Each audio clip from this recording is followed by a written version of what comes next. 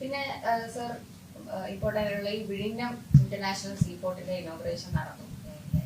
അപ്പോൾ ഇത് എന്താണ് കേരളയുടെ ഒരു ഗ്ലോബൽ ഇമേജ് റീബ്രാൻഡ് ചെയ്യുന്നതിന്റെ ഭാഗമായിട്ടുള്ള ഒരു സ്റ്റെപ്പാണ്? യെസ്, തീർച്ചയായിട്ടും. വിഴിഞ്ഞം is one of the major project in Kerala, and Ummanchandi government led by the UDF government led by Ummanchandi has started this program. Now import-export avenues are also started, and infrastructure facilities are also being implemented in the state. This will definitely give a boost to our port economy. Sir, ഇനി റീജിയണലിലോട്ടേക്ക് പോകുമ്പോൾ ഉള്ള പ്രശ്നം എന്ന് പറഞ്ഞാല് ഇപ്പം PMC സ്കീമിനെ കുറിച്ചിട്ട് ഇപ്പം alliance IOMല് PMCയുടെ കാര്യത്തിൽ നമ്മൾ തീരുമാനം എടുത്തിട്ടില്ല. We formed a committee, sub committee is in studying the issue, and they will submit as soon as they submit a report, then we will take decision. അപ്പൊ ഇനിയിപ്പോ ബൈ ഇലക്ഷൻസ് വരാൻ പോകുന്ന ഇതില് LDF പറഞ്ഞിരിക്കുന്നത് they will highlight UDF's poor flood response, lack of marine rescue effort, dismantling of life mission housing scheme, slashing of LSDI funds and Ummanchandi insurance scheme, target എവിടെ local body ഇലക്ഷൻസിന് മുന്നേ. അപ്പൊ ഇതിനെ കുറിച്ച് എന്താണ് സാറിന് പറയുന്നത്? അല്ല, ഇതെല്ലാം തെറ്റായ പഠനം. ഈ ഗവൺമെൻറ് അധികാരത്തിൽ വന്നിട്ട് 90 ദിവസം പോലും ആയില്ല. അപ്പോൾ അവർക്ക് അധികാരം നഷ്ടപ്പെട്ടതിലുള്ള പ്രയാസം കൊണ്ടും ഫ്രസ്ട്രേഷൻ കൊണ്ടുമാണ് ഇതെല്ലാം പറയുന്നത്. ഒരു ഗവൺമെൻറ്റിന് അറ്റ്ലീസ്റ്റ് ഒരു 6 മാസം തരണ്ടേ? ഇവർ പിറ്റേ ദിവസം മുതൽ സമരം ആരംഭിച്ചു. അപ്പോൾ അവരിൽ നിന്ന് നമുക്ക് കാണാൻ കഴിയുന്നത് ഇവരുടെ അസ്വസ്ഥതയാണ്, ഭരണം നഷ്ടപ്പെട്ടതിലുള്ള നിരാശയാണ്. അത് മനസ്സിലാക്കാൻ കേരളത്തിലെ ജനങ്ങൾക്ക് സാധിക്കും. പിന്നെ സർ, ഈ കേരള ഓൾട്ടറേഷൻ നെയിം ബില്ലിനെ കുറിച്ച് എന്താണ്? അത് നല്ലതാണ്. നമ്മൾ നേരത്തെ തൊട്ട് ആവശ്യപ്പെട്ട കേരളമാക്കണം. കേരള അസംബ്ലി തന്നെ പാസ്സാക്കിയ പ്രമേയം പാസ്സാക്കിയിട്ടുണ്ടായിരുന്നു. അത് അംഗീകരിച്ചതിൽ സന്തോഷമുണ്ട്. പിന്നെ സർ, ഒരു ഇൻട്രസ്റ്റിംഗ് ആയിട്ടുള്ള തോന്നുന്നത് സാറിന്റെ ഒരു പ്രീവിയസ് ഇന്റർവ്യൂവിൽ സാർ മെൻഷൻ ചെയ്തിരിക്കുന്നത് ഇപ്രാവശ്യത്തെ അസംബ്ലി ഇലക്ഷൻസിൽ കേരള ജയിച്ചിട്ടുണ്ടെങ്കിൽ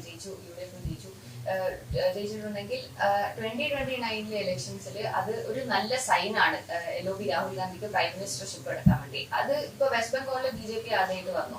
അപ്പൊ ഇപ്പോഴും സാറിന്റെ അതേ ഒപ്പീനിയൻ? തീർച്ചയായിട്ടും 2029 ശ്രീ രാഹുൽ ഗാന്ധിയെ പ്രൊജക്റ്റ് ചെയ്തുകൊണ്ടുള്ള ഒരു തെരഞ്ഞെടുപ്പ് ക്യാമ്പയിൻ ഇന്ത്യയിലെ എല്ലാ പ്രതിപക്ഷ കക്ഷികളും ആരംഭിക്കണം. എന്നാൽ ജയിക്കാൻ സാധിക്കുമെന്നാണ് എൻ്റെ വിശ്വാസം. കാരണം he's A leader who has got A vision. ഇന്ത്യയിലെ ജനങ്ങളുമായി ഏറ്റവും കൂടുതൽ സംവദിച്ചിട്ടുള്ള ഒരു വ്യക്തിയാണ്. ഭാരത് ജോഡോ യാത്ര തന്നെ നമ്മൾ കണ്ടാൽ മതി. അദ്ദേഹം he has enthused crores and crores of people of this country. So definitely his leadership will give a new direction to the country. സാറിന് തോന്നുന്നുണ്ടോ ലെഫ്റ്റ് ഓപ്പോസിഷൻ ആയിട്ട് കണ്ടിന്യൂ ചെയ്യും, അല്ലെങ്കിൽ BJPക്ക് റീപ്ലേസ് ചെയ്യാൻ പറ്റും തോന്നുന്നുണ്ടോ കേരളത്തിൽ? ഒരിക്കലുമില്ല. കേരളം ഒരു സെക്യുലർ സ്റ്റേറ്റാണ്. ജനങ്ങൾ ഒരിക്കലും അത് അംഗീകരിക്കില്ല. BJPക്ക് റൂട്ട്സ് ഉണ്ടാക്കാൻ കഴിയാത്തൊരു സ്റ്റേറ്റാണ് കേരളം. അത് തുടരും. ഇനി സെന്റർ ആയിട്ട് സാറിന് എന്ത് തരത്തിലുള്ള ഒരു കോർഡിനേഷൻ ആണ് എക്സ്പെക്ട് ചെയ്യുന്നത് ഇനി അങ്ങോട്ട് ഭാവിയിലേക്കായാലും? സെൻട്രൽ സ്റ്റേറ്റുകളെ കൂടുതൽ സഹായിക്കണം. It's a liberal democratic practice ഉള്ള നാടാണ് നമ്മുടേത്. സെൻട്രൽ സ്റ്റേറ്റ് റിലേഷൻഷിപ്പ് ശക്തമാക്കണം. കൂടുതൽ ഇപ്പോൾ സംസ്ഥാനങ്ങൾക്ക് സാമ്പത്തിക സഹായം നൽകാതെ കേന്ദ്രം മുന്നോട്ട് പോവുകയാണെങ്കിൽ എങ്ങനെ സംസ്ഥാനങ്ങൾക്ക് പ്രവർത്തിക്കാൻ കഴിയും? സോ അത് മനസ്സിലാക്കിക്കൊണ്ട് കൂടുതൽ സഹായങ്ങൾ സംസ്ഥാനങ്ങൾക്ക് നൽകിയാൽ മാത്രമേ സംസ്ഥാനത്തിന് മുന്നോട്ട് പോകാൻ സാധ്യമാവുകയുള്ളൂ. പിന്നെ ലാസ്റ്റ് ഡീലിമിറ്റേഷനെ കുറിച്ചാണ് ചോദിക്കാനുള്ളത്. ഇന്നലെ കോൺഗ്രസ് MP ജയറാം രമേശ് പറഞ്ഞിരിക്കുന്നത് 543 സീറ്റ്സും ഫ്രീസ് ചെയ്തിരിക്കണം അടുത്ത 25 വർഷത്തേക്ക്. അപ്പം സദേൺ സ്റ്റേറ്റ്സ് ആണല്ലോ ഈ ഡീലിമിറ്റേഷനെ കുറിച്ചും കൂടെ എഫക്ട് ചെയ്യുന്ന ഒരു രീതിയിലൊക്കെ. അപ്പം എന്താണ് സദേൺ സ്റ്റേറ്റ്സിന് അതേ ഇപ്പോഴത്തെ നില തുടരണമെന്നാണ് നമ്മുടെ ആഗ്രഹം. അതിൽ 543 സീറ്റുകൾ നിലനിർത്തിക്കൊണ്ട് 33% അവിടെ കൊണ്ടുവരിക എന്നുള്ളതാണ് പാർട്ടിയുടെ നയം. ഇന്നലെ അത് വർക്കിംഗ് കമ്മിറ്റി പാസ്സാക്കിയ പ്രമേയത്തിലും പറയുന്നുണ്ട്. Thank you very much.